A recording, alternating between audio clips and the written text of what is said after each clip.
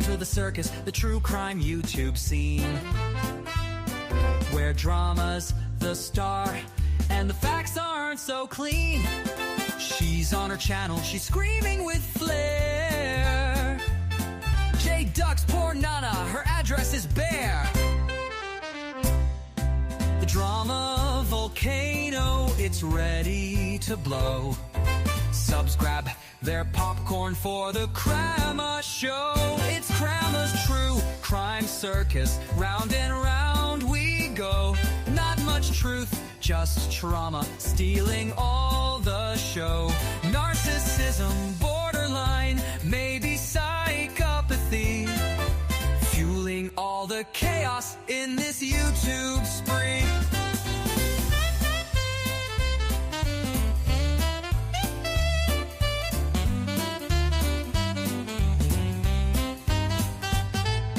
All right, everybody. I hope you guys are doing very, very well. I myself am doing great. If I was doing any better, it'd probably be a crime. So all in all is well, right? Hey, Malakat, welcome.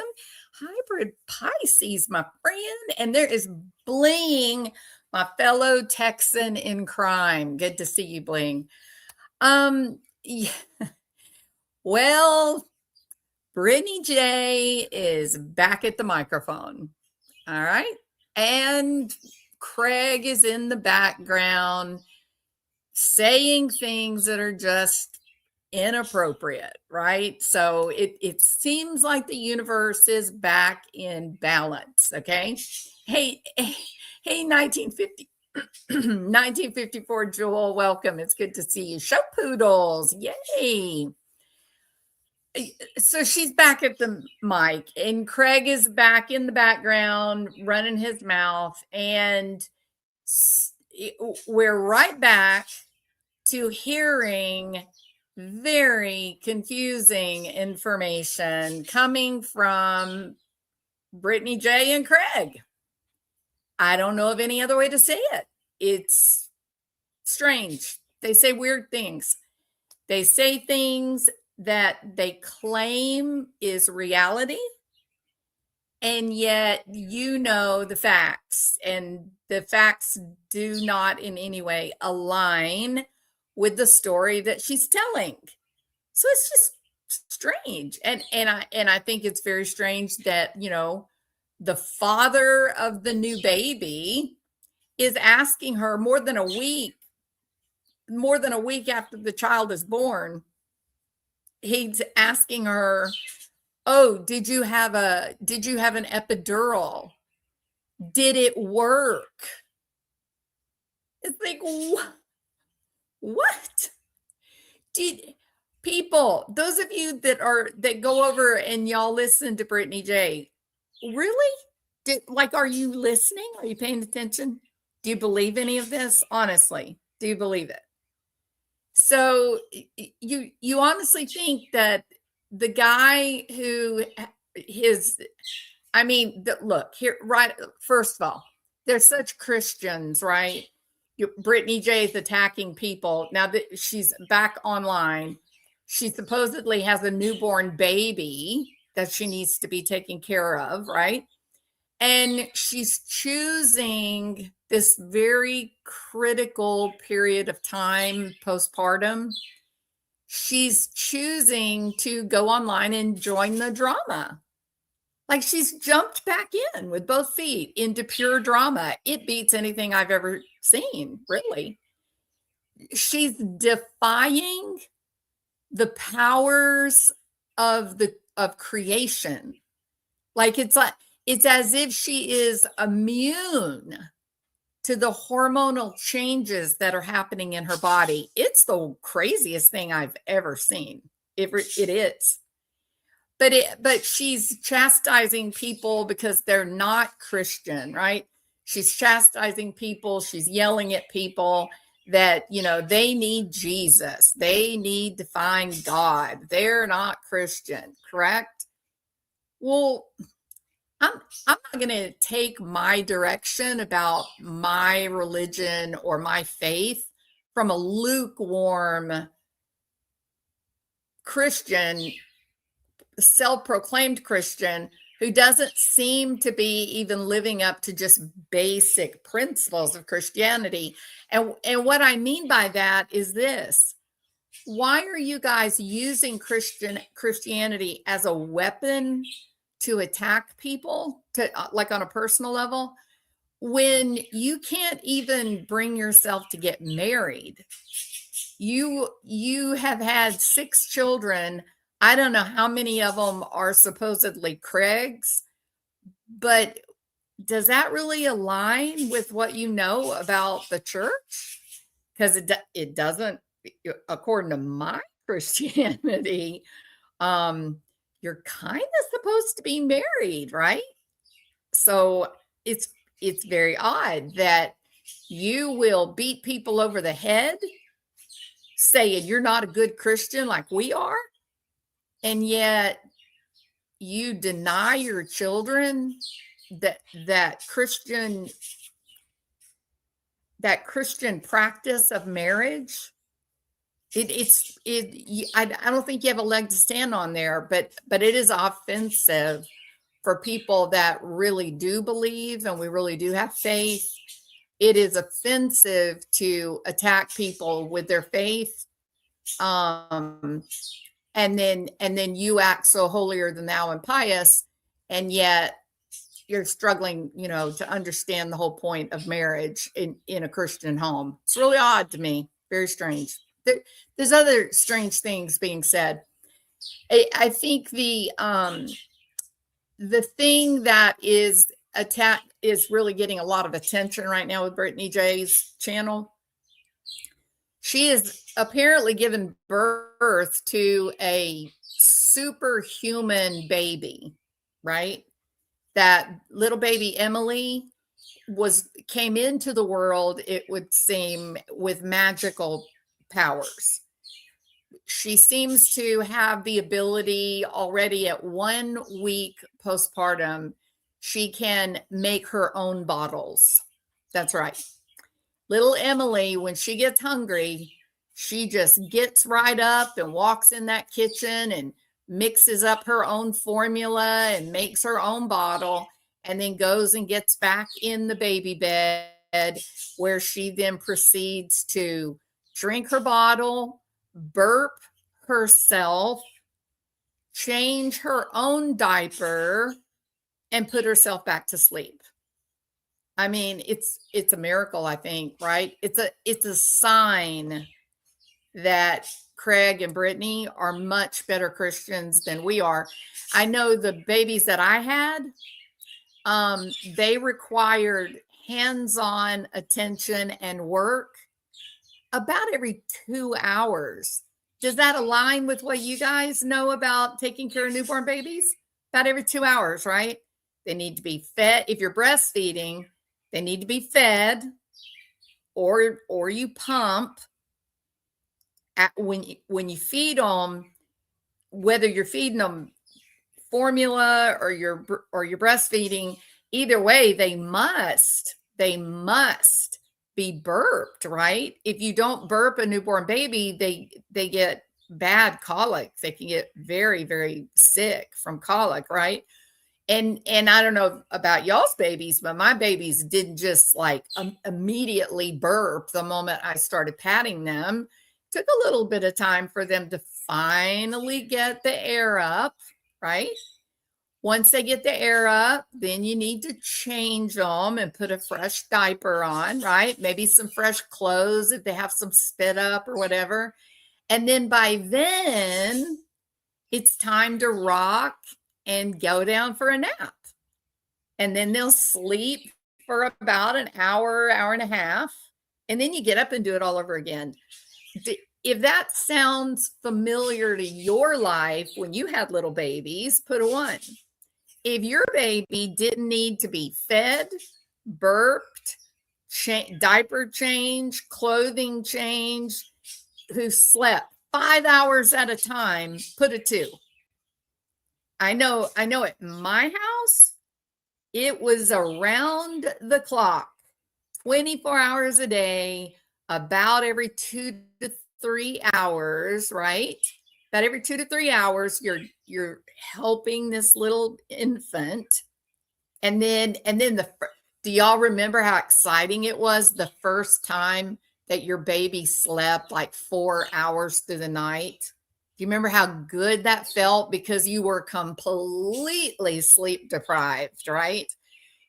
6 weeks goes by, you're sleeping in these little windows of 2-3 hours, and then boom, you wake up one morning and you go, oh, the sun is up. Oh my God, my baby, is she okay? And you go run in to go check the baby because, she slept for 4 hours. And there she is, just laying there looking around the room, like being a little sweetheart. And her diaper is very wet. And so you change her and you get her, you feed her, and then you do it all over again. And it just never ends, right? Okay. Well, not Brittney's baby. No, not Britt's baby. Nope. Her baby apparently does not need to be fed. I don't know how we do that. I don't know. Maybe she puts out food and water like in little puppy bowls, right? And so then the baby just reaches over with its hand and grabs a handful of food. And I mean, maybe that's what they're doing. I don't know. But it doesn't need to be fed. It doesn't need dry diapers, fresh, clean, poopy diaper. It doesn't need any of that. There doesn't need to be any burping. You don't have to like actually pick the baby up and pat its little back and rub its back. You don't have to do that. You certainly don't have to rock it to soothe it. It's a miracle baby. All right. I don't know what's going on over there, but I think they ought to call in ABC News and do a special human interest story on it, because this is quite simply the single most amazing baby of all time. All right. Now then, hey, Tiff from Texas. How are you doing? It's good to see you. Okay. So Crystal Beaver Gaming. Nice to see you. Let me play a little bit from Queen Bee's live last night. So I want you to listen closely to this. Queen Bee last night was reviewing, I think it's like the second or third live that Brittney J has been on since the baby was born 7 days ago. I think it's the second live she had done, where, I kid you not, she was live for 5 hours. Yes. 5 hours. A 1-week-old baby in the house. 5 hours. Old Craigo in his little misogynistic self. He's right there back at his old post, drinking his libations. And it is as if nothing has changed. This mother of this newborn baby, go back in time in your own mind when you had your babies. 1 week old. 1 week old. Were you thinking, oh gosh, we should watch the football game?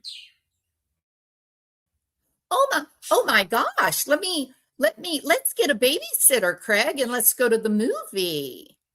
I think I want to go eat at Olive Garden. Was your mind doing any of that when you were home with a 1-week-old baby?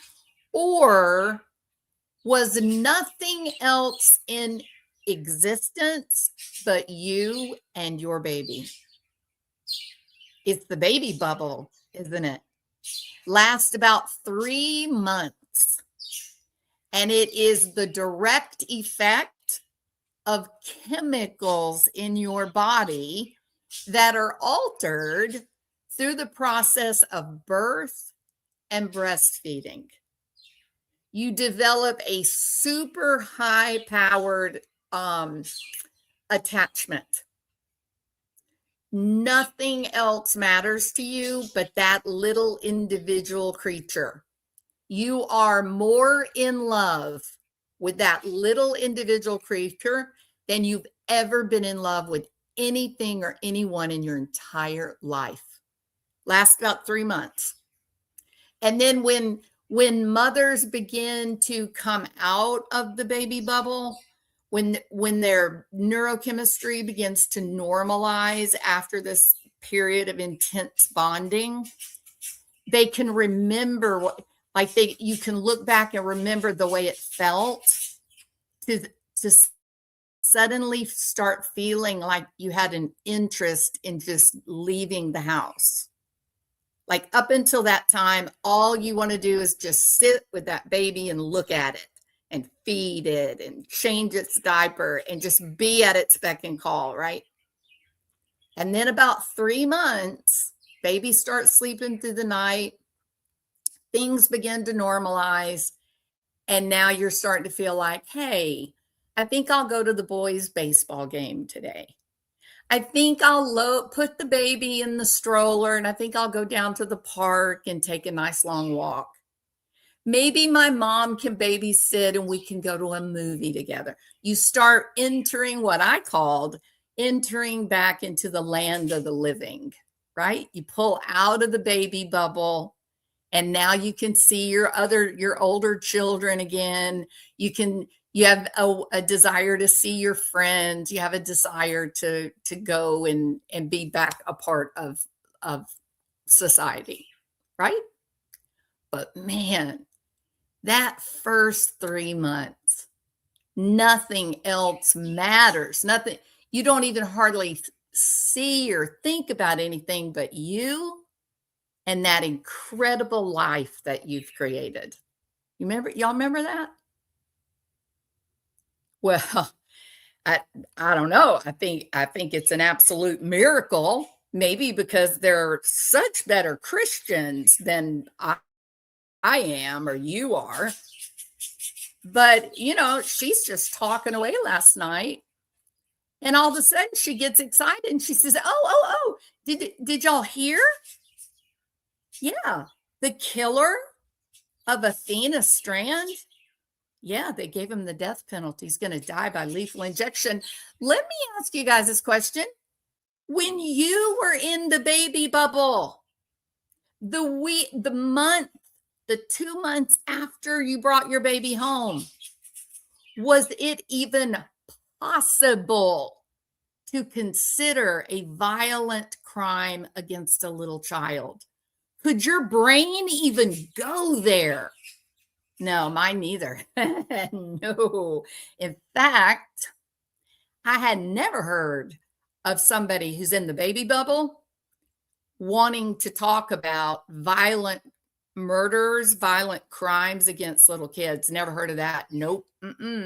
That is the kind of thought that would make a newborn, right? Panicked.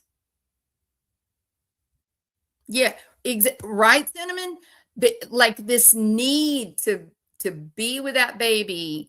You were either camping out next to the crib or you moved into the spare bedroom and the baby slept in the bed with you, right? This is evolutionary. Think about like your little dog and she has puppies. You are not going to separate that dog from her newborn puppies, are you? You try to move that mama dog out of the room from where the puppies are sleeping, she will chew the door in half to get to her puppies. Right or wrong? So, yeah, I don't know what's going on over there in the Christian castle over there, where they cast judgment on all of, us sinners over here. But it defies human behavior. It defies normal neurochemistry. Hormonal dysregulation doesn't seem to be a problem. It's a weird It's a weird thing. The mama bear thing is real, Kelly. 100% real. Yeah. So I'm struggling a little bit with this. Now, I'm going to play a little snippet from Queen Bee's live last night. And in this live, she was reviewing Brittney J. Okay. And Brittney J said something that I laughed out loud. Like, I literally laughed. Like, what I guffawed. Okay. And I was like, did she honestly really just say that? Like, did she really just say that? Because I can't believe that. And I rewinded it and verified, actually, she did, in fact, say it. And I'm about to share with you what it was that she said. But first, I'm going to play just a little snippet of music while I move my parrot into the other room because they are talking their heads off. Let me put them up because they're being so loud. I'm sure it's irritating. And then I'll be back to cover the little video from Queen Bee. Liar, fraud. It's their favorite game. No problems to find, no solution in sight. Just a merry-go-round of emotional fights. Subs egg it on, they're loving the mess.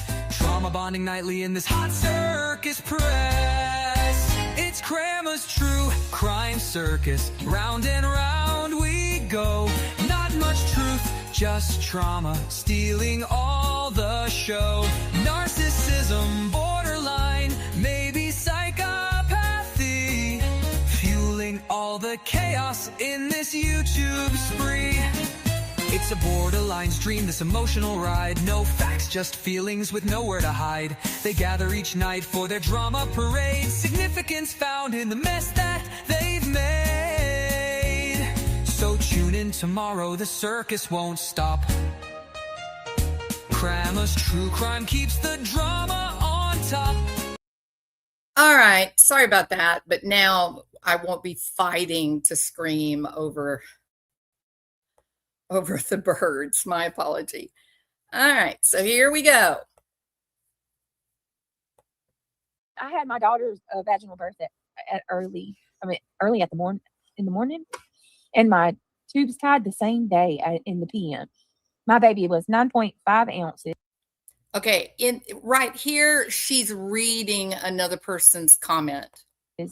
Or 9 pounds 5 ounces. That's a big baby. And well, that's how the boys were, Neil and Christian.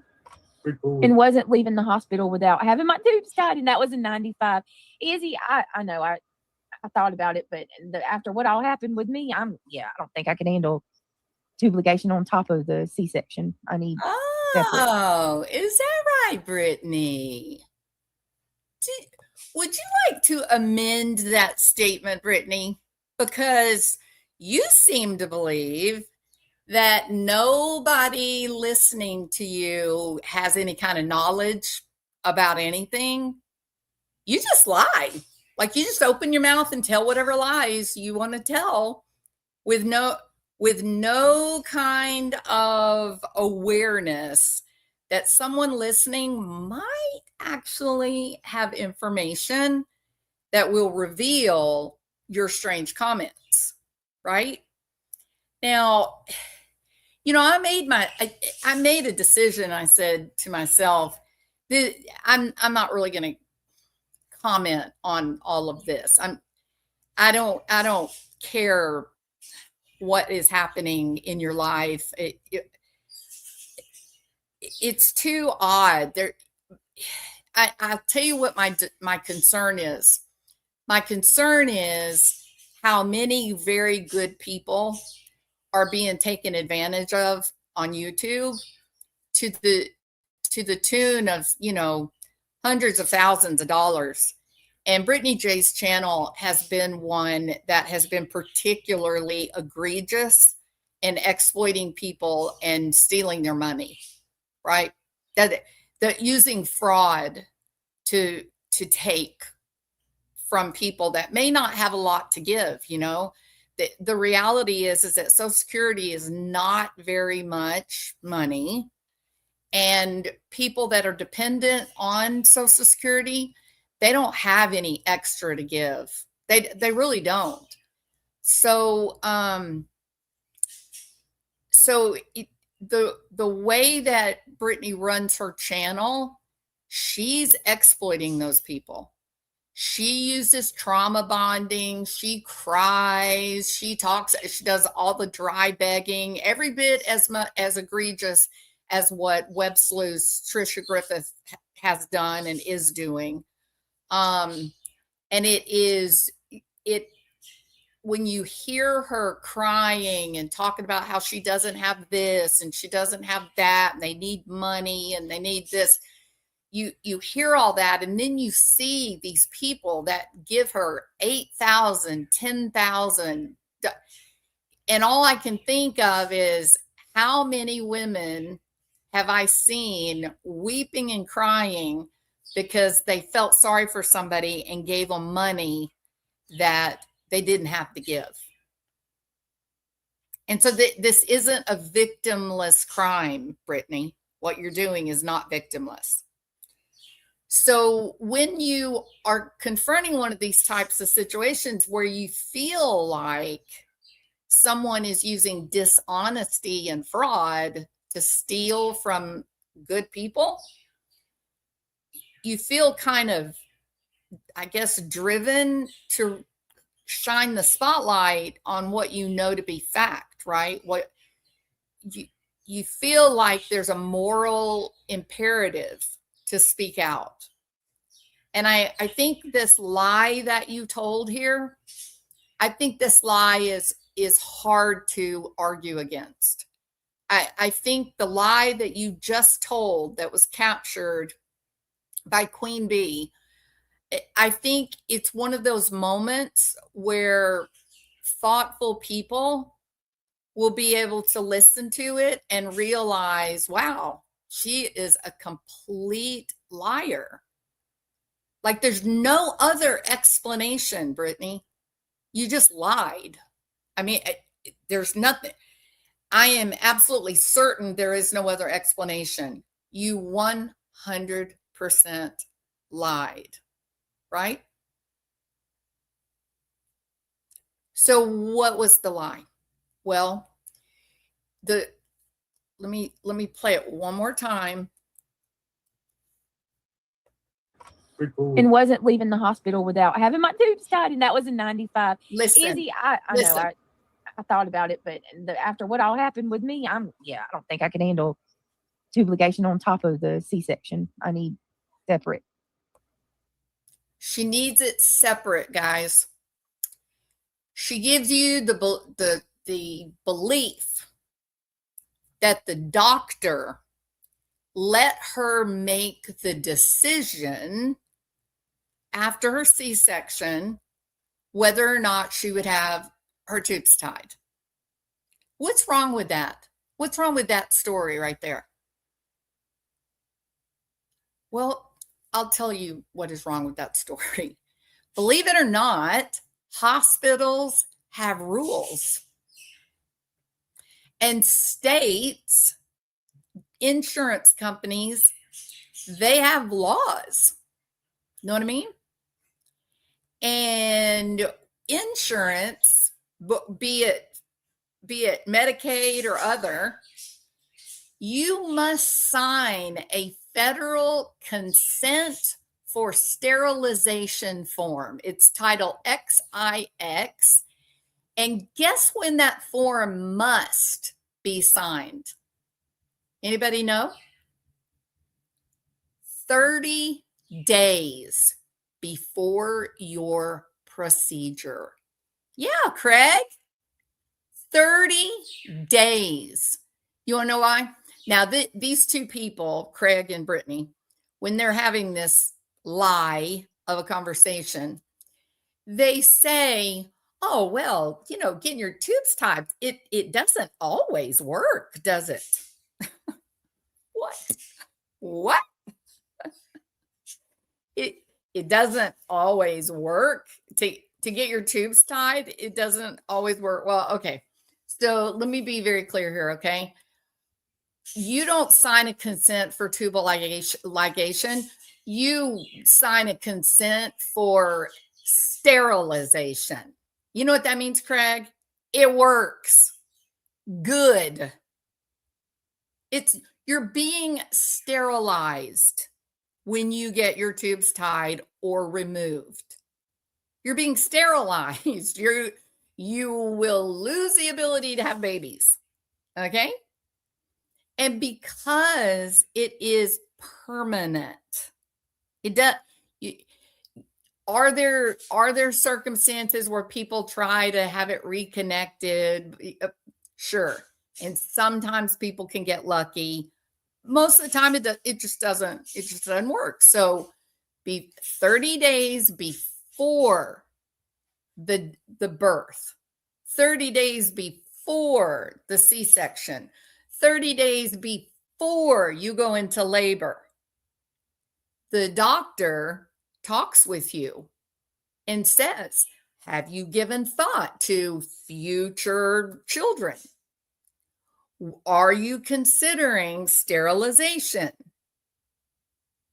And the signature must be 30 days before your due date, right? Now, the form will stay, the signed form saying that I want this procedure done. I understand that it's forever. I understand that this is a sterilization procedure, right? The form itself can be valid up to like 180 days, meaning 6 months. So if you're a person and you get pregnant and you know that, hey, this is going to be my last baby, I've already got 3 and this will be my 4th one, so I'm going to be finished having children. Even in your 3rd month, once you get out of the first trimester, you can sign that document and the other documents that are required for informed consent and such. You can sign it, and that informed consent lasts through the whole 180 days, the remainder of your pregnancy, right? But no sooner than 30 days. If you wait 2 weeks before your due date, they will not perform the tubal ligation. If you now, okay. According to Brittney, she almost died. Did y'all know that? Did y'all hear that? She almost died. Guess how much blood she received as a transfusion? Do y'all know? Anybody know? 6 bags of blood. Wait a minute. Brittney, my brain is floating in goo because I cannot keep up with your lies. Okay. Brittney, you told lies about being Rh negative. Okay.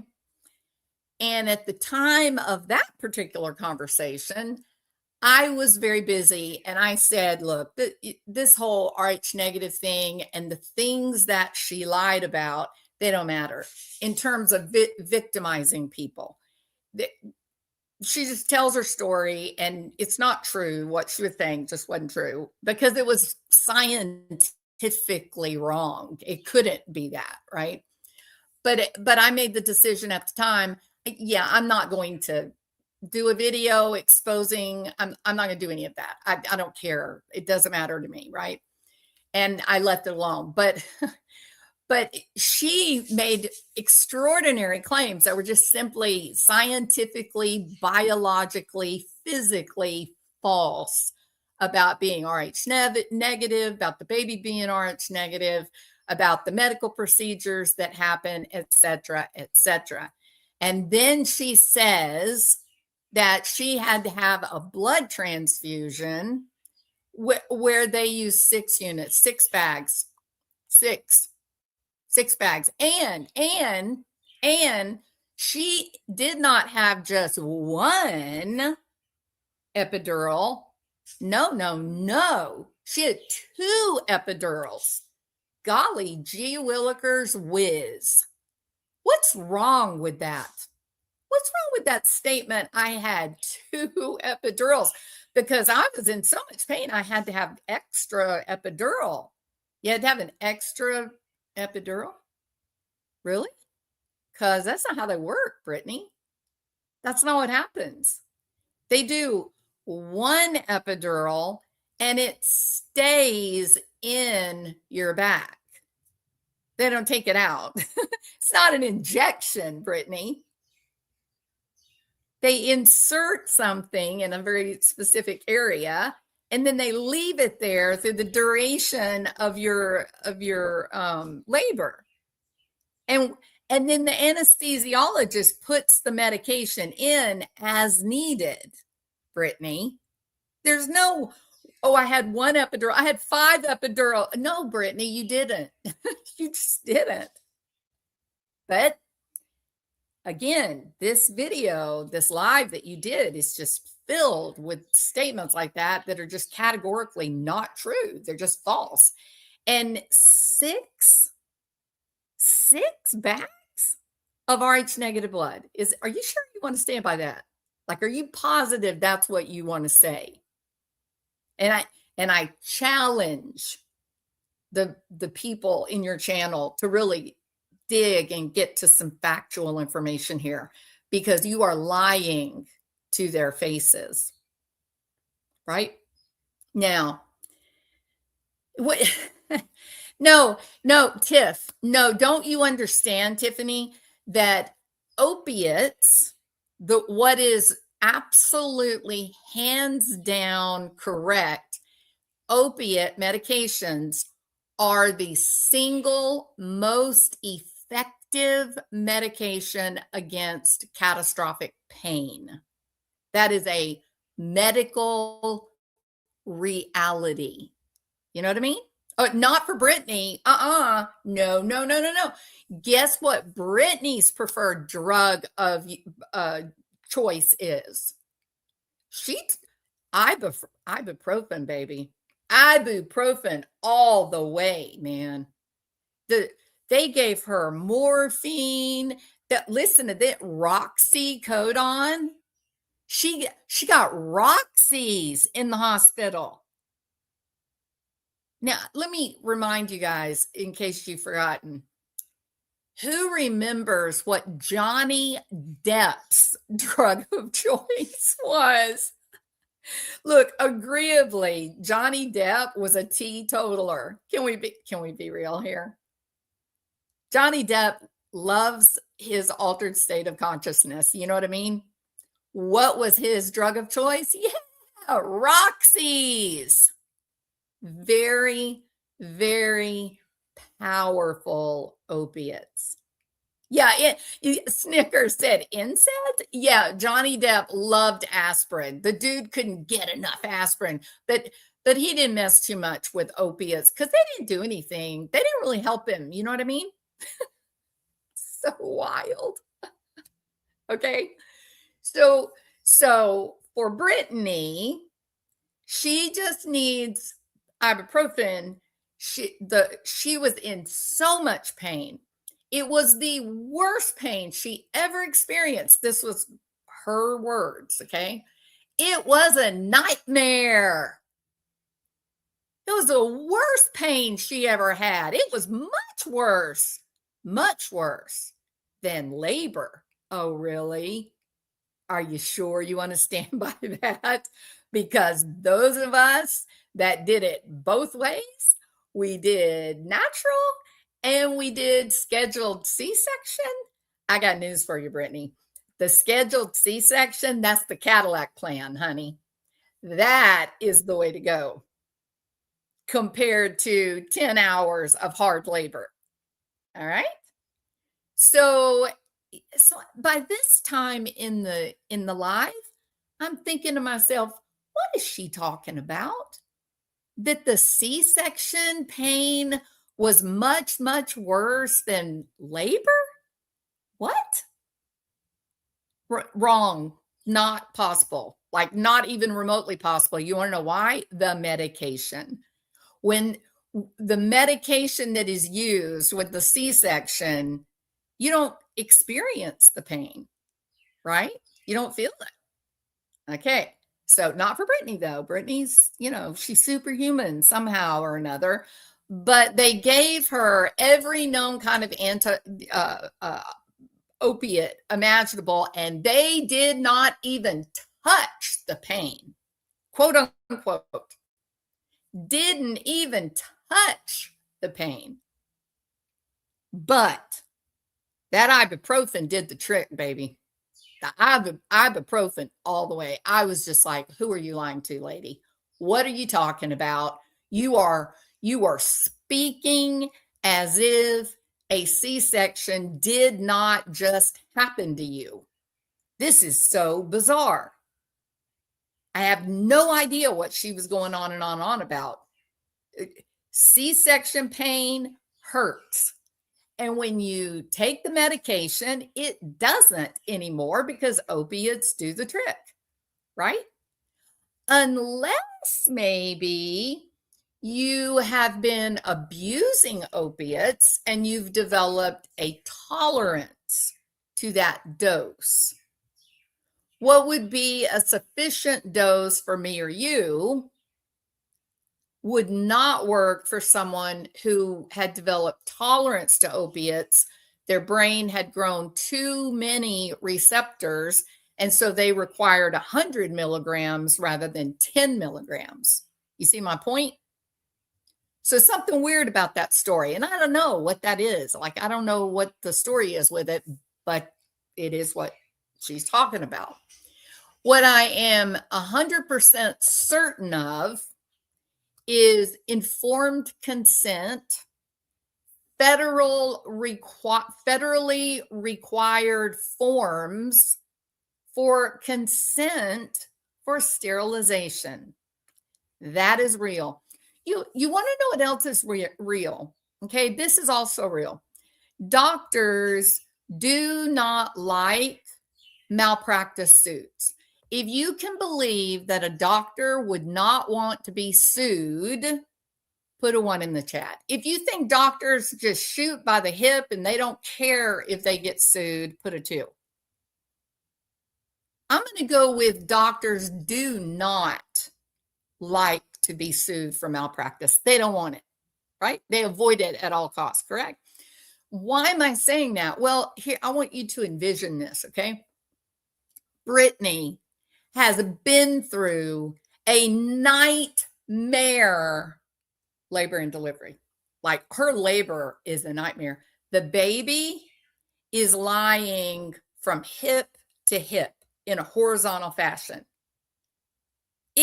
She claims that it gets stuck as it's turning. Well, first of all, Brittney, babies turn weeks before they're born. They don't turn after there's no room to turn.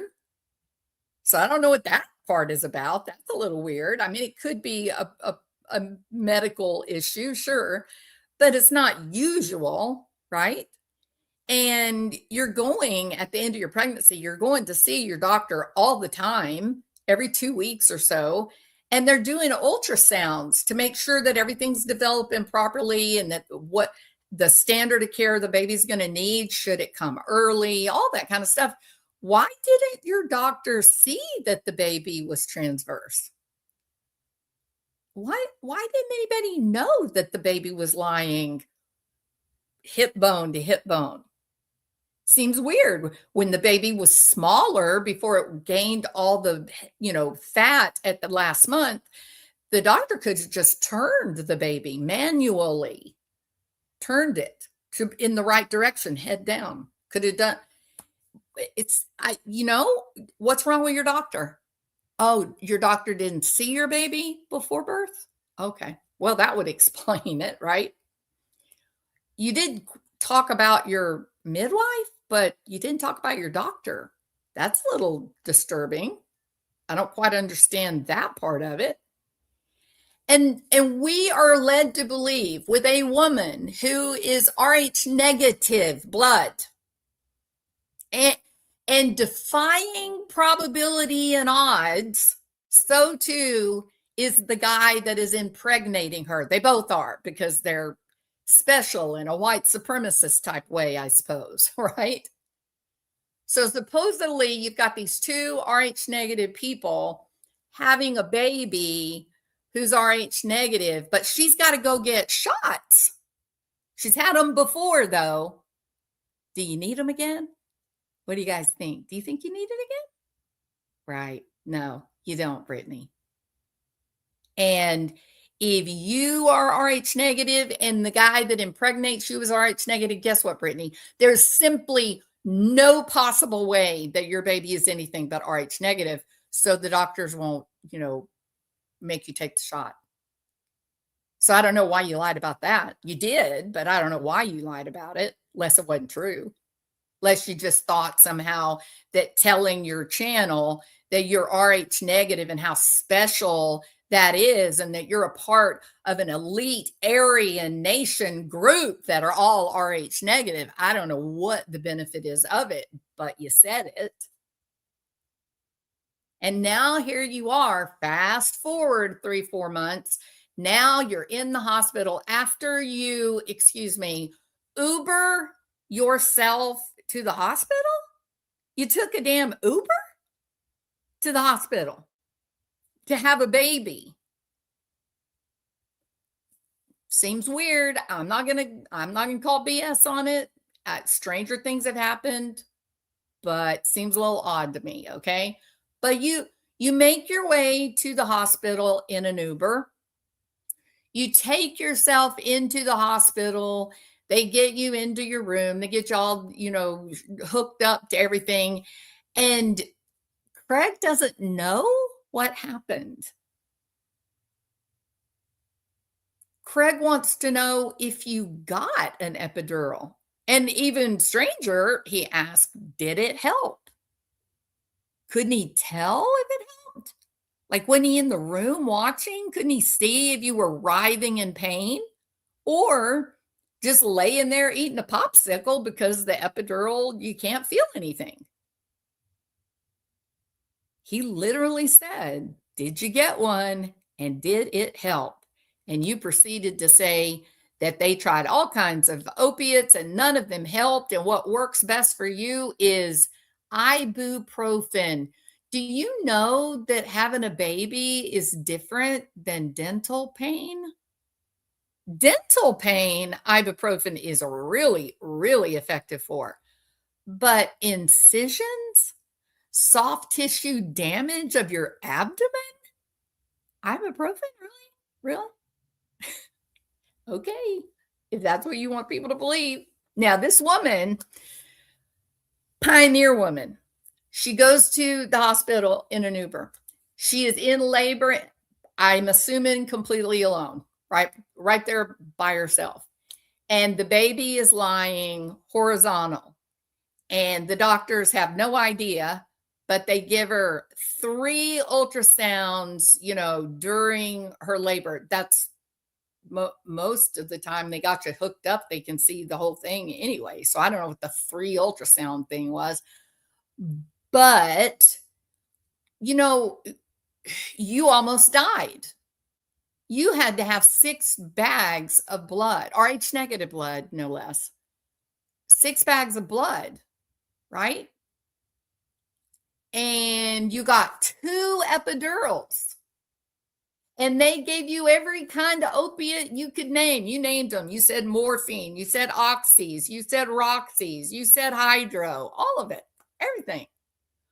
But magically, when it's time to take you into the operating room, they make the decision, we're going to have to take the baby by C-section. Got to get that baby out of there. And they take you to the operating room. And what do they do next, Brittney?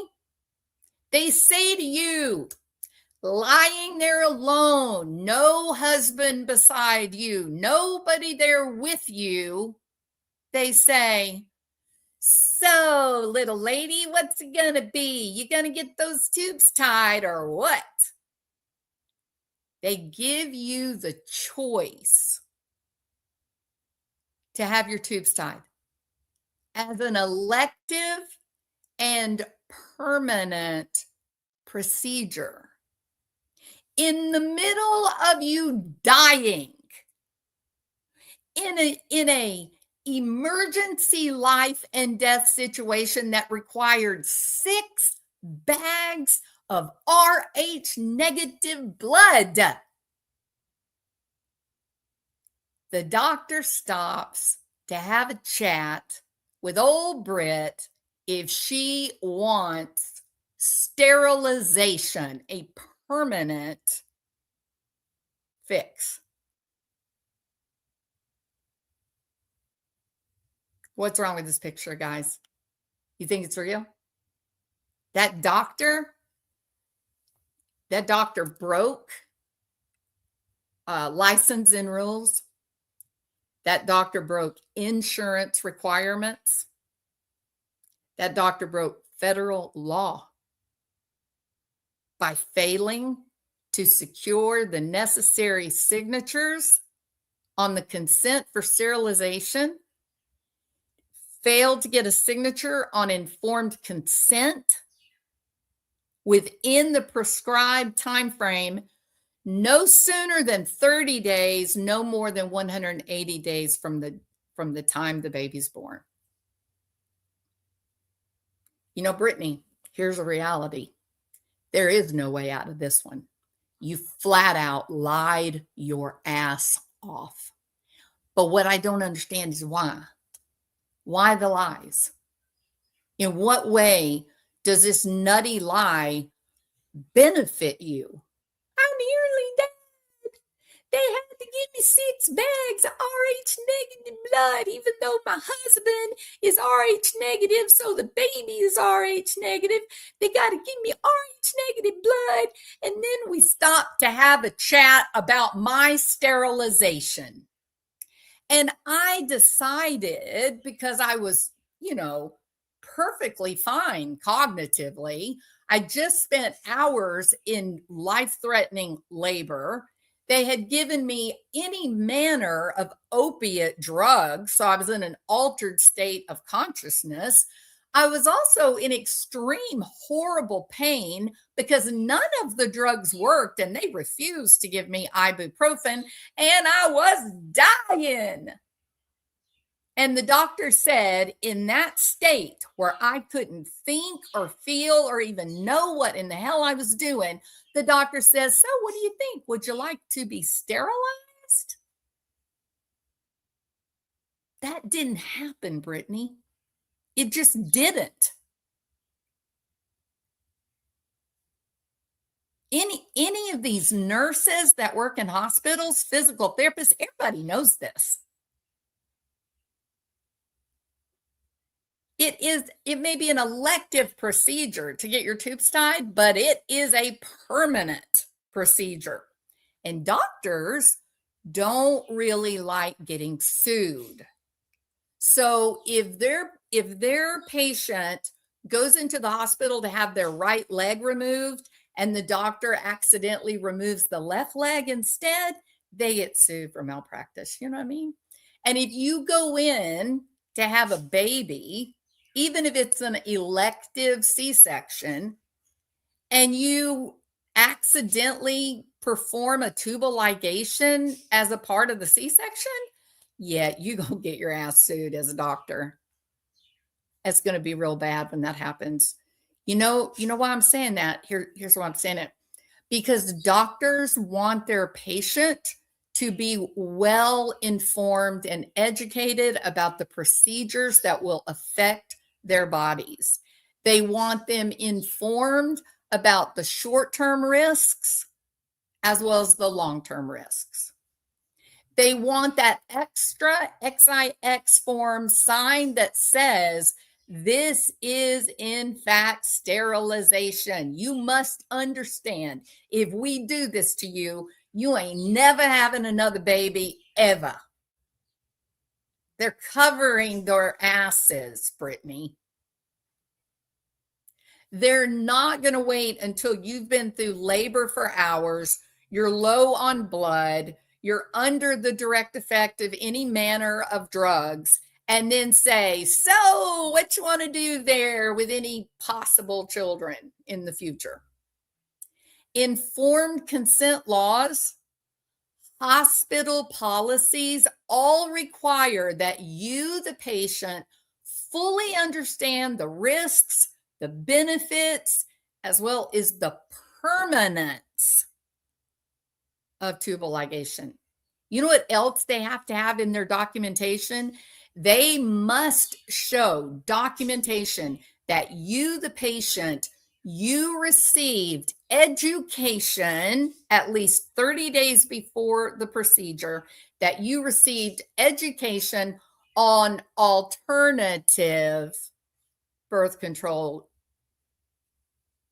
devices, IUDs, implants, other types of birth control. And guess what? There's a requirement, Brittney. Here's the big one. When you are not in labor, oh my God, it looks like a court has already covered this. Can a doctor ask you if you want tubal ligation after you've just given birth or they have just completed a C-section? Can they ask you in the midst of this catastrophic physical trauma that you've just been through, do you want us to take forever away any hope of you ever having another live birth? No, the laws have already been decided, Brittney.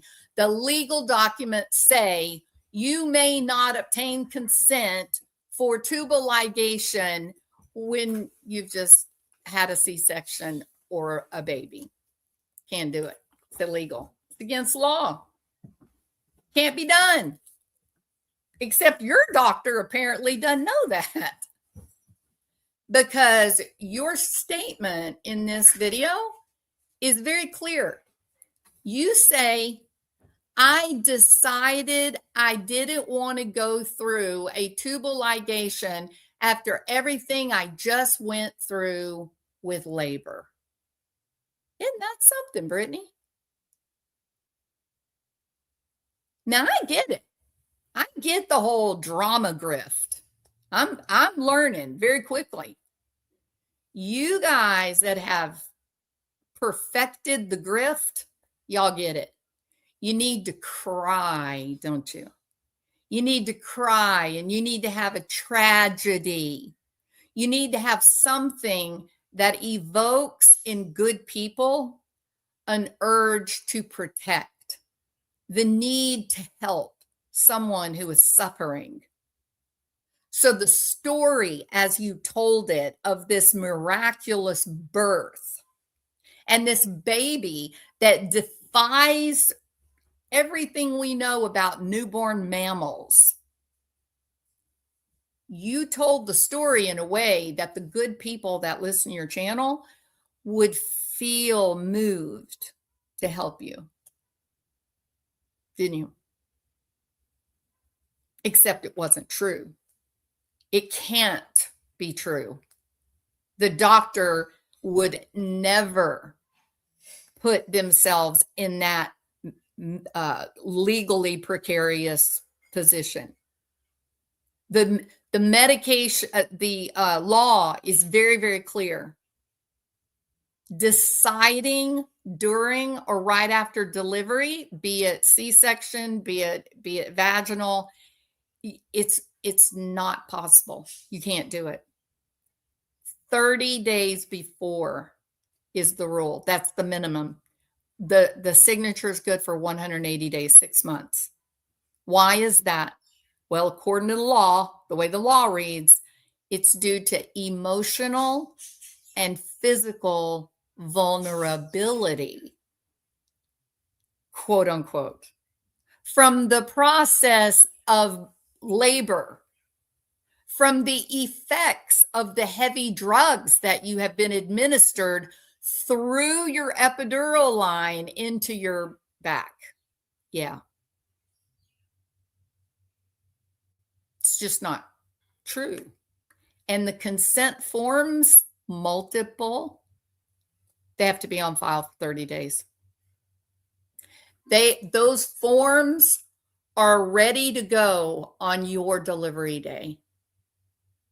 When the nurses pick up your chart, they open up your computer chart and they look, all those forms that were signed 30, 40, 50 days before delivery date, they're all there in the account, in the file, that you've been educated, you've been taught, this is permanent. There's no going back. I consent. I know what permanence is. I'm in my right mind. I am not under the influence of any known drug. I am not under duress. And you didn't have that, according to your little story you told about how, well, I was going to do it. And then I had such a bad day. I had to Uber by myself to the hospital. I was in labor for hours and the baby was horizontal in my belly. And they gave me so many ultrasounds and they just kept watching the baby saying, is it going to move? No, not at 9 months. It's not going to move. They could have moved it if you'd been getting your checkups properly. And then I lost so much blood.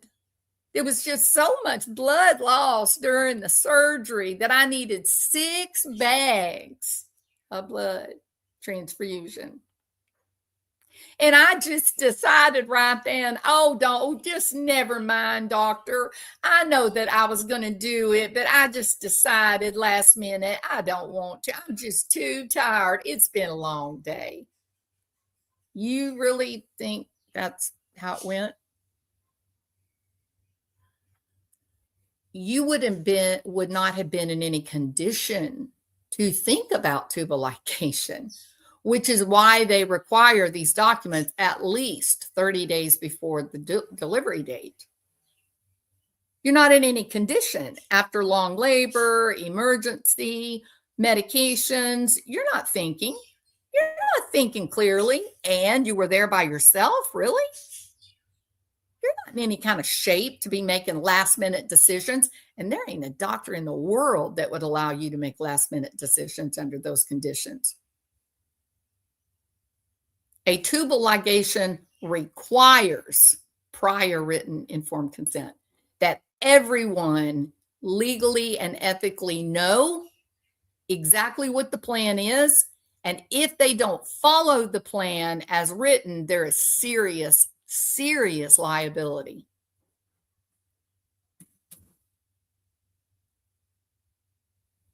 You can, if you are conscious, you can withdraw consent, but you didn't. Your story was after the terrible labor I had. Well, as soon as they start your epidural, you're done because they put morphine in the epidural.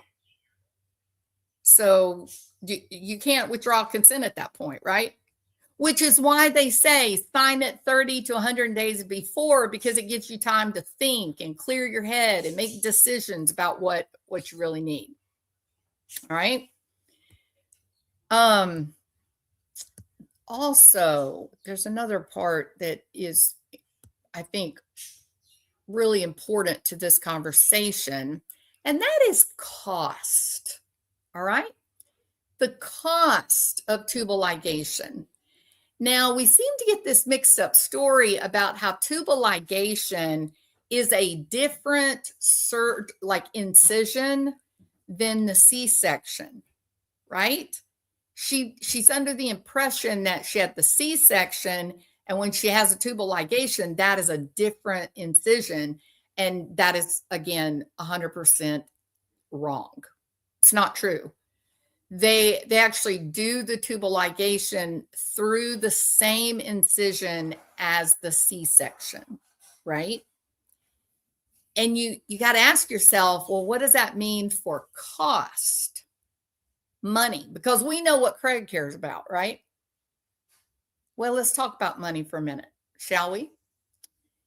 if you go in and you get a separate tubal ligation, separate from your C-section, you get a C-section and then you wait 6 weeks and then you go back and get the tubal ligation, well, that's going to cost you anywhere to about $5,000 to $6,000. You're paying for your surgeon's fees, anesthesia, hospital costs, the like facility cost, and then any kind of follow-up that you might need, right? So if you get tubal ligation after the fact, $5,000-$6,000. Someone asked me how much it costs when you get it done with your C-section. An add-on to your C-section. Remember, they go through the same incision as your C-section. Guess what? $115. And if there is a more complicated scenario, it might add $800 to your C-section. The $200 as an add-on surgery. Let's just make an estimate, my friends. Do you think Craig wants to pay for tubal ligation? Do you think he wants to pay $6,000? Or do you think Craig would like to pay $115? What do you guys think? Huh? Oh, you think he's going to go with the 100, right? Yeah, I do too. So look, do we believe any of this nonsense? It's just not real. Okay. The story that she has told about the day of Emily's birth, it's not factually accurate. And I don't know. Yeah, he doesn't even want to get married to her. Thank you, Tiff. Yes. She's got Medicaid, so she will be fine. Well, Daria, did you hear anything I said? Medicaid is federal. They're not going to give her or withdraw something that they obtained consent for it 30 days before. Those doctors are not going to put their licenses on the line. So I'm not a big believer that she has insurance or anything like that. Of course, she could, and I don't know. So I'm perfectly willing to accept that. And that's why I went by the cash payment, right? Is because my own just personal opinion, I would find it really hard to believe that she's paying $1,000 a month for insurance. That's very difficult for me to understand. No, that's fine, Doria. It's okay.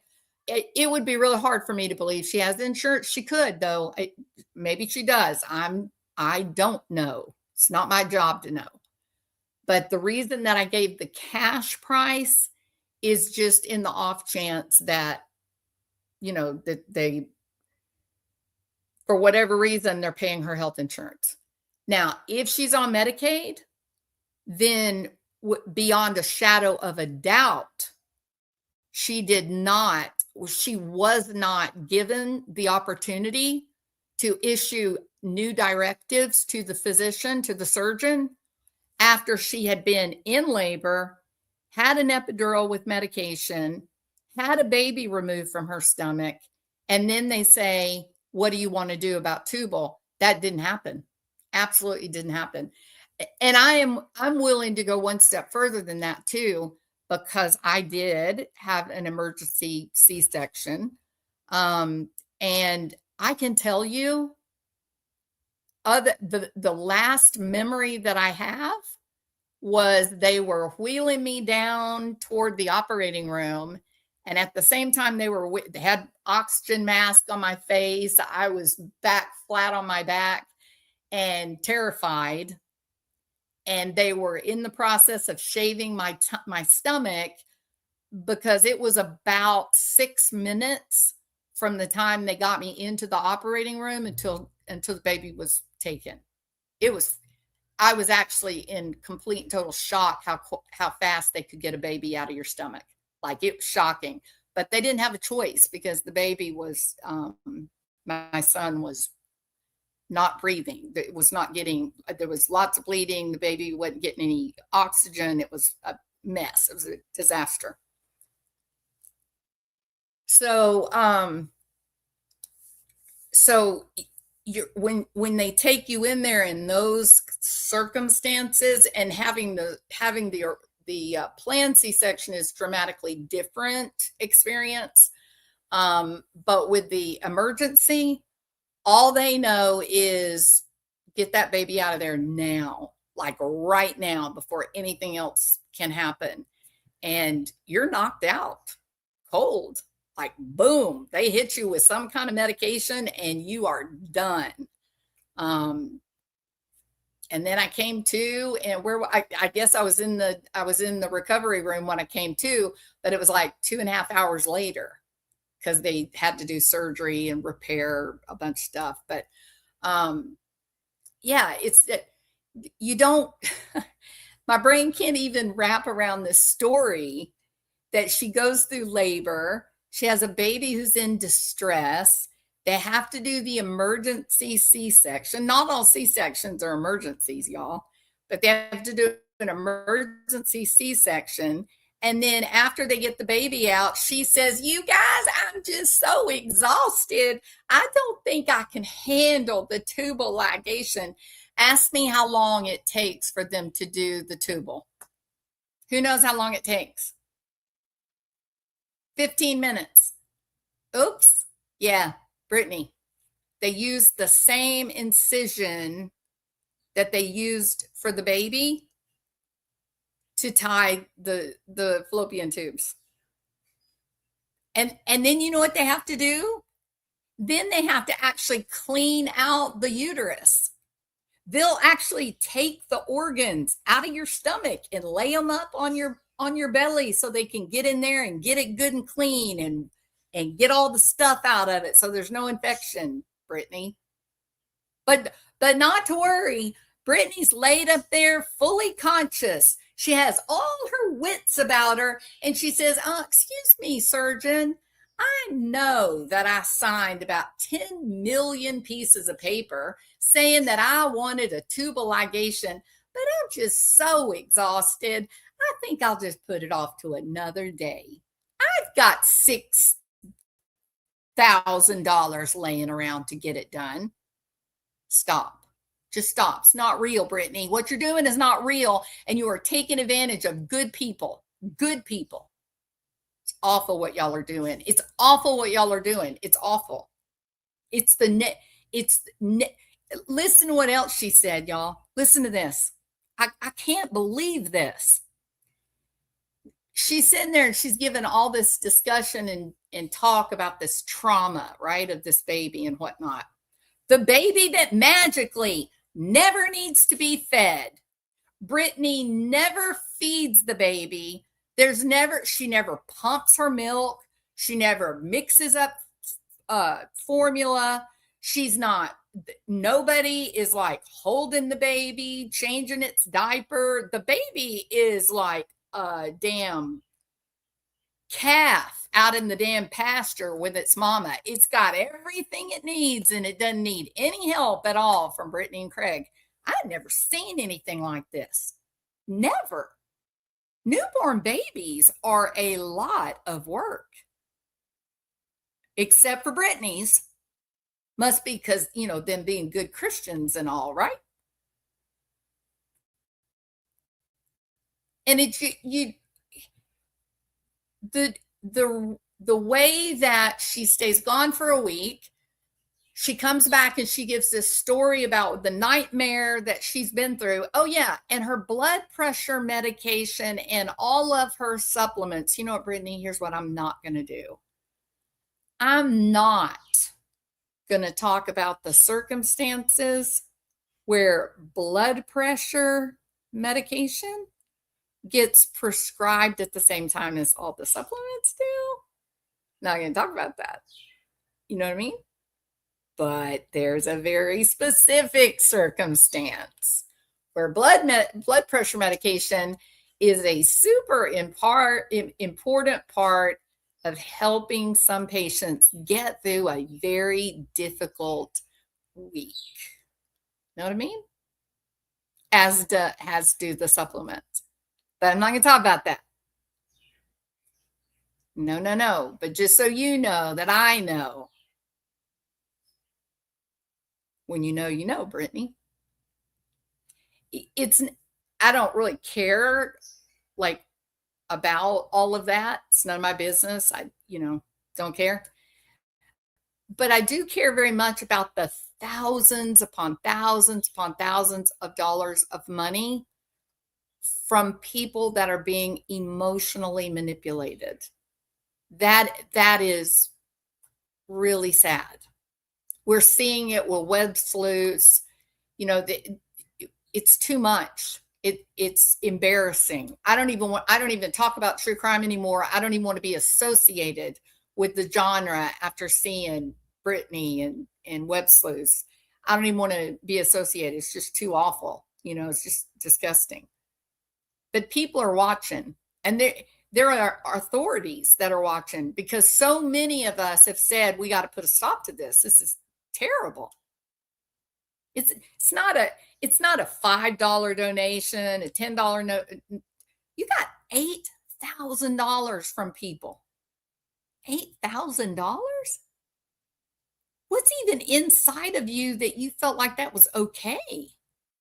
And must be that same thing that makes it possible for you to beat other people over the head and say, oh, you need Jesus. You're a terrible Christian. You need more religion in your life.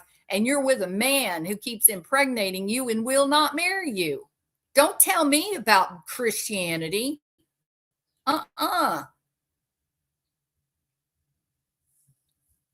And she's back to nodding off and sleeping, April. Yes, ma'am. Yep. So just stop. Even Reality got mad. Reality is there. She's like, Britt, you okay? Honey, you all right? And you could hear the disgust in Reality's voice. She's just like, okay, never mind. And she just leaves Brittney there snoring into the microphone.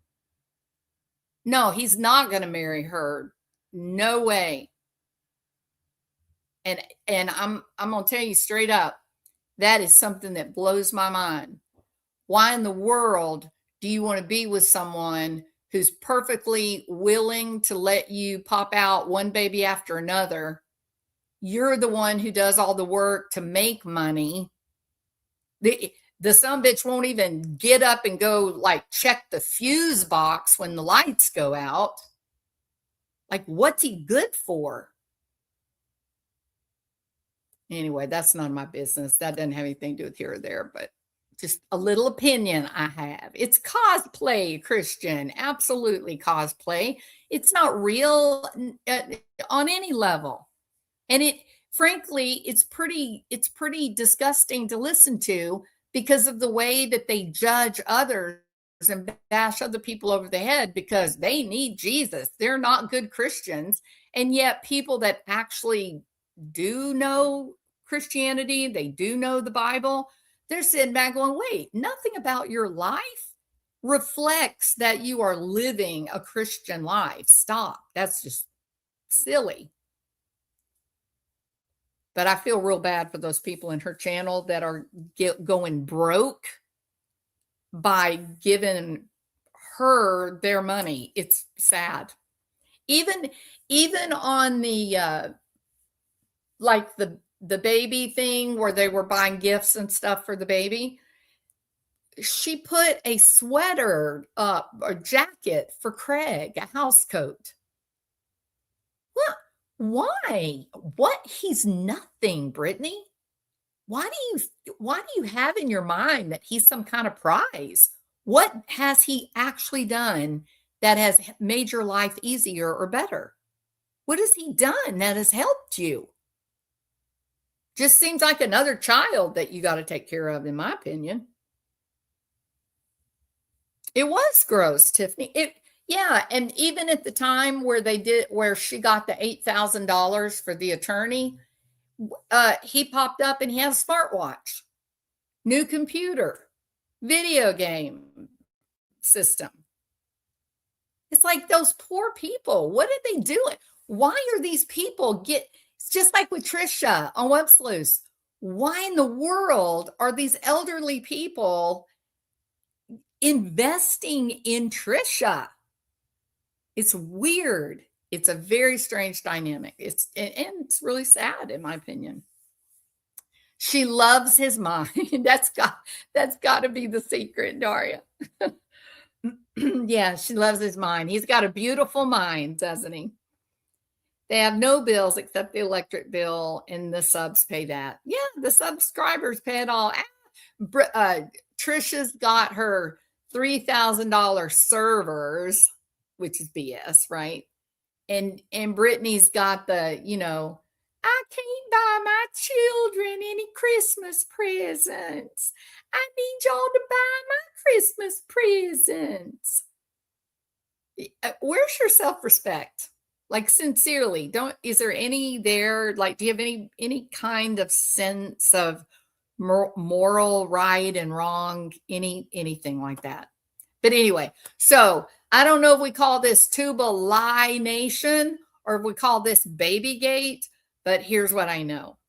The story that she told just didn't happen. It legally didn't happen. No surgeon is going to do what she suggested. Not going to. Know what I mean? All right. Hey, wait a minute. These people can't be that stupid. You want to bet?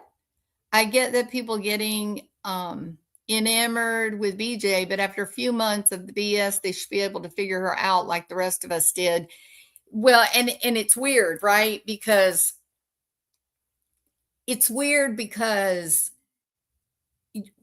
we all know as women, the majority of us at some point or another, we've had at least one baby, right?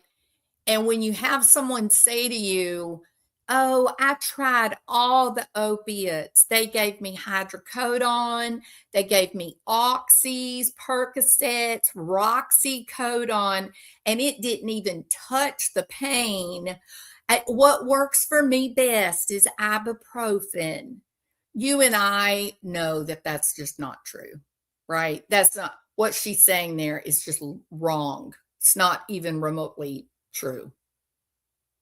It's not true that a C-section is less painful than natural childbirth. No, contractions hurt real big, like it's rough, and it goes on for hours and hours and hours. A C-section, they give you an epidural. They put that medication in there, and then you sit there and eat a soda pop while they get ready to take you to the delivery room.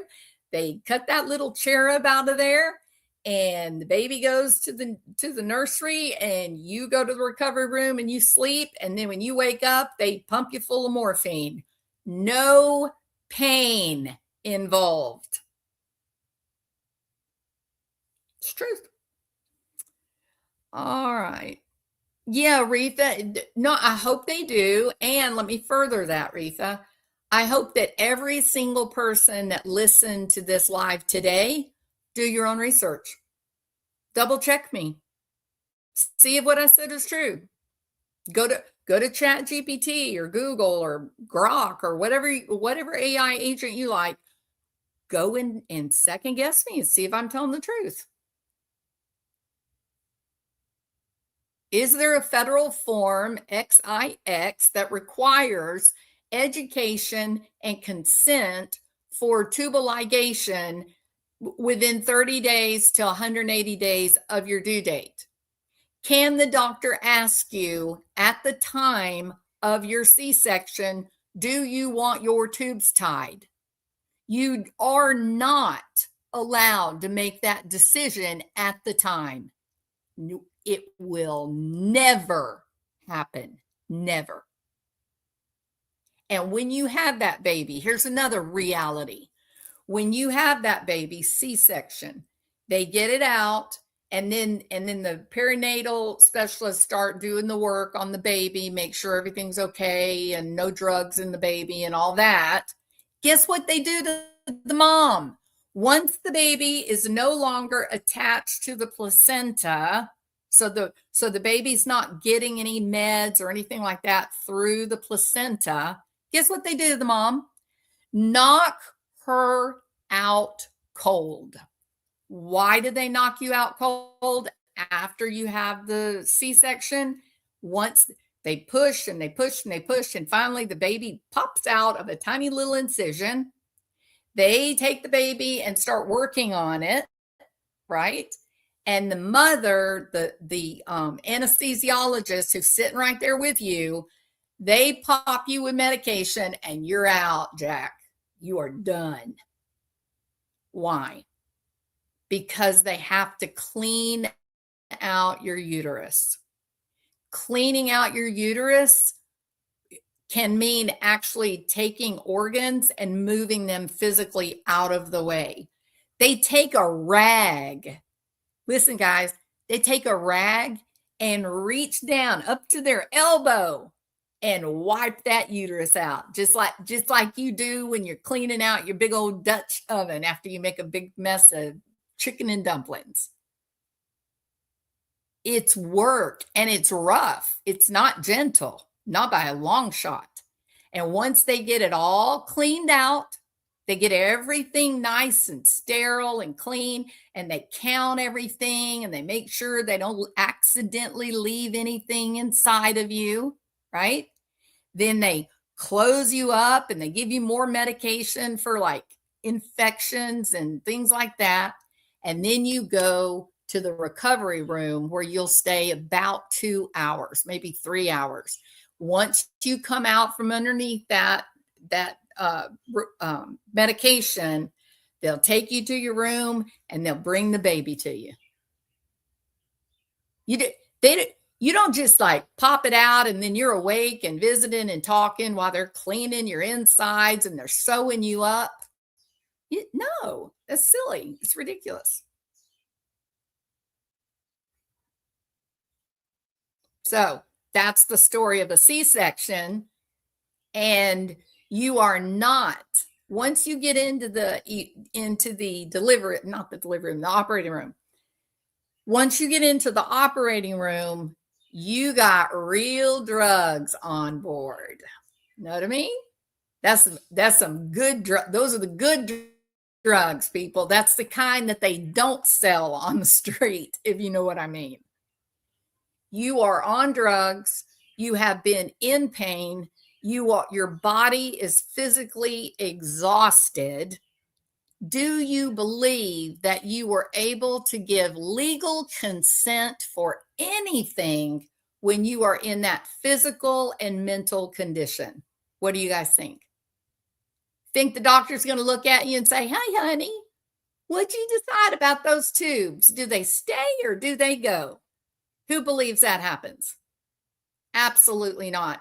Those doctors don't make a single move without knowing beforehand what they're going to be doing in that operating room.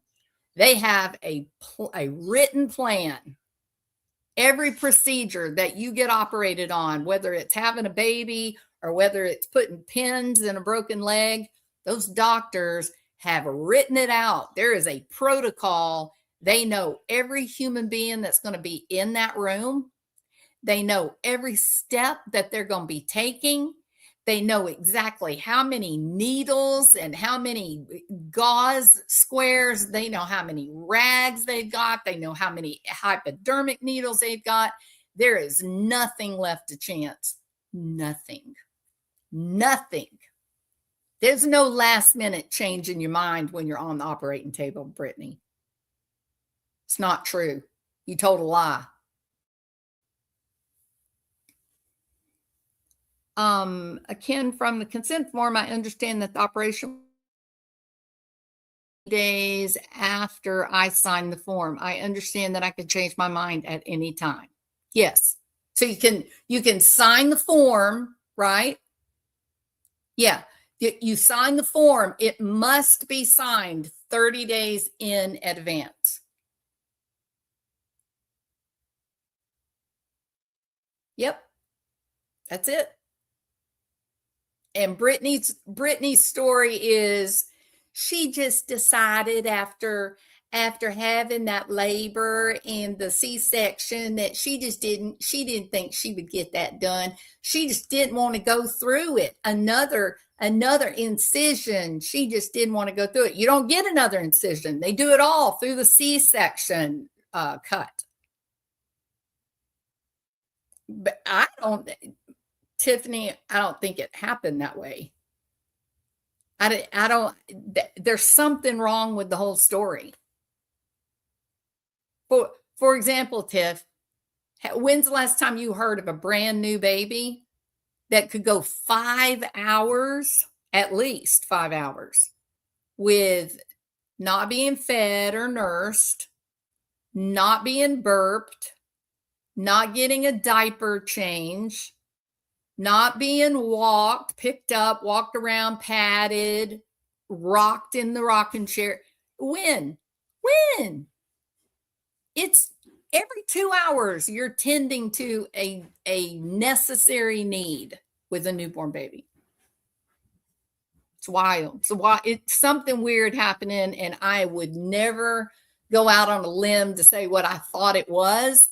All I can do is just, declare what I see that I know is not true.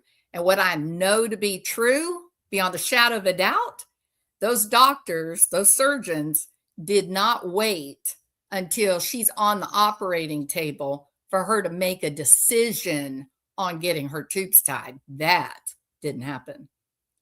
After what she described happening with the labor, 6-hour blood transfusion, yada, yada, she was not in any kind of cognitive shape to even be thinking about if she was going to get a tubal ligation. She's probably unconscious. If they took the baby C-section, they would have made her go ahead and go to sleep so that they could clean out everything, get her sewn up properly so it wouldn't be dangerous, right? Count everything, make sure they had everything out, and then close her up, take her a 2 to 3 hour process. At what point exactly was she supposed to say to the surgeon, I've had a rough day. I just don't think I want to get my tubes tied? They wouldn't do that. She signed it. She would have signed the forms 30 days in advance, but it could have been 180 days in advance, right? The surgeons are going by those plans and those documents. When they walk in that delivery room or that operating room, they know what is going to happen. And she probably wasn't even awake if it all really happened the way she said. She lied about the Rh negative thing. Like that was a bald-faced lie. So I just think she's offering up these stories that women can identify with, and then they feel bad and they want to help her. In the midst of her telling this really dramatic story about how this, babies came into being and whatnot, out of nowhere, she says, oh my gosh, y'all, I got to go buy a new car. I was trying to buy a new car on the day that I went into labor. Now here I am. I'm trying to recover from terrible, terrible labor and C-section, and I still got to go buy a car. And Craig ain't moving a single hair out of that sofa. You got to buy a car? So you come up with this enormous story, 6 bags of Rh negative blood transfusion.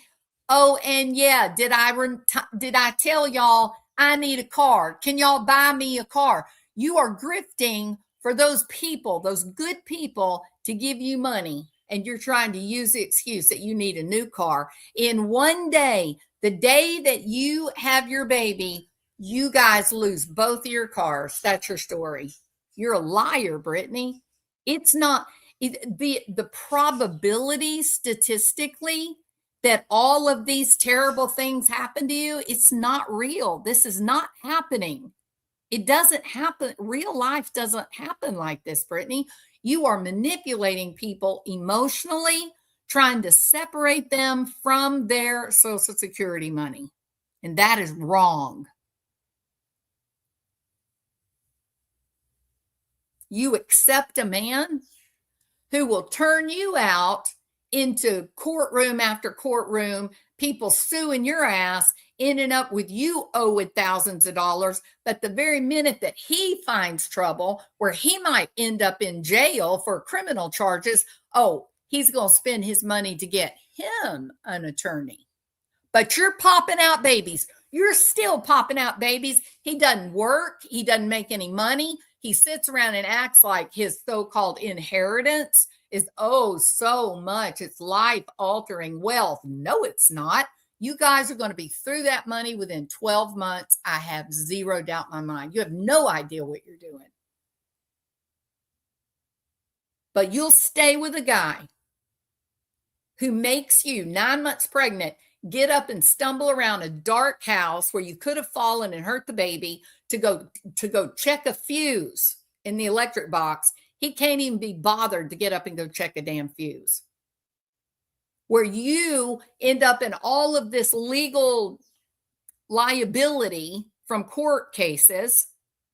But the very first time that he is in hot water, oh, he'll spend his money protecting his ass.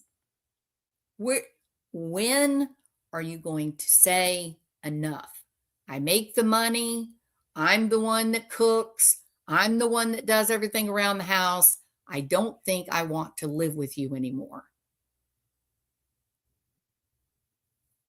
You just keep using people. The people that come to the channel and they feel sorry for you and they think Craig treats you horribly and they're just giving you money because they care, because they want to try to help you, and you don't seem to care that it could be hurting them, that they are sacrificing so that this man who impregnates you doesn't have to go get a job like every other adult in the world.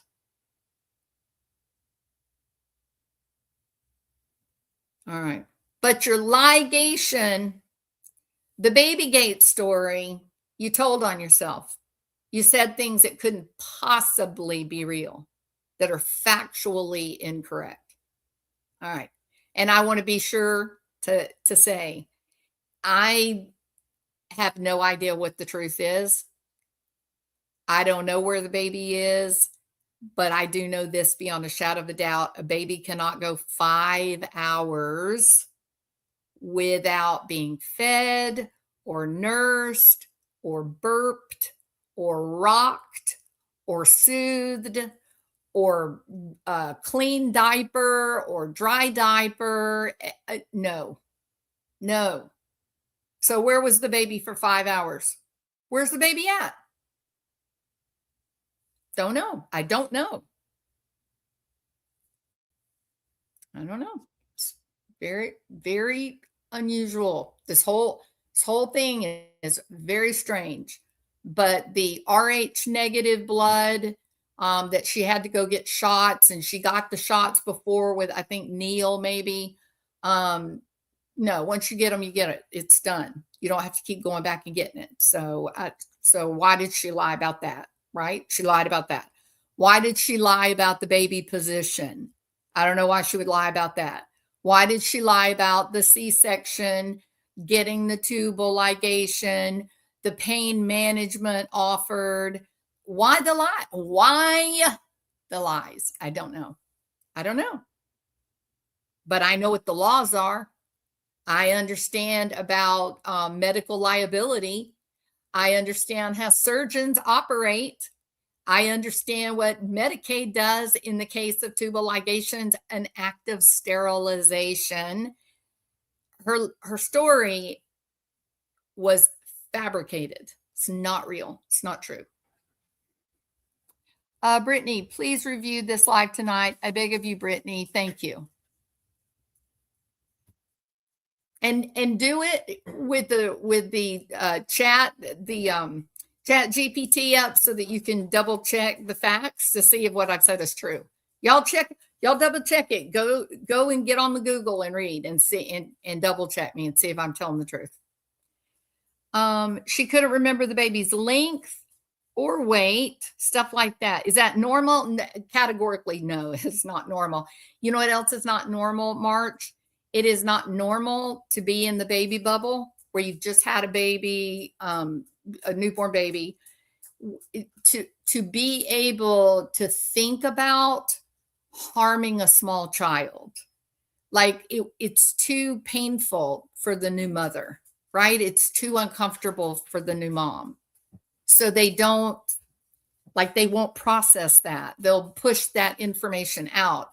They're just in that first 3 months, the mother and the baby are just fixated on one another. That's all they care about is each other, and everything else is sort of excluded, including other children or the spouse. It's a natural state to be in. There's also a lot of like emotional dysregulation, right? Because the body's trying to normalize to its pre-pregnancy state.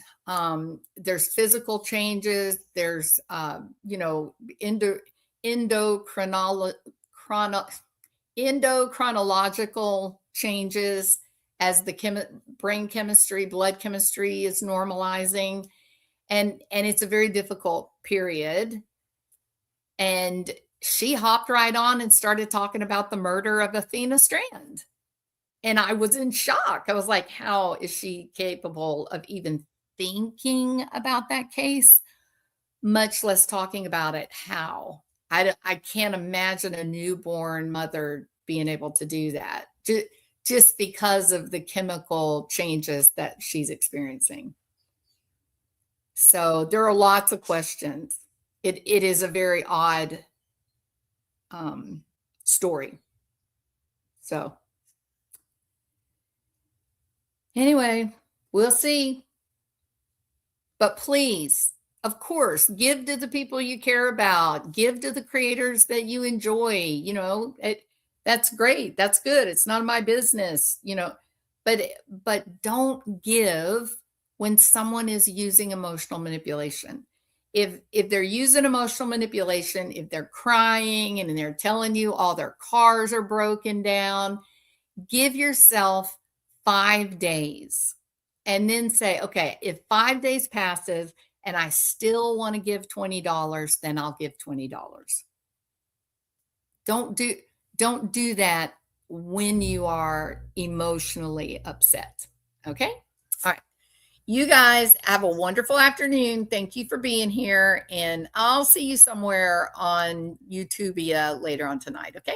Talk to you later. Bye.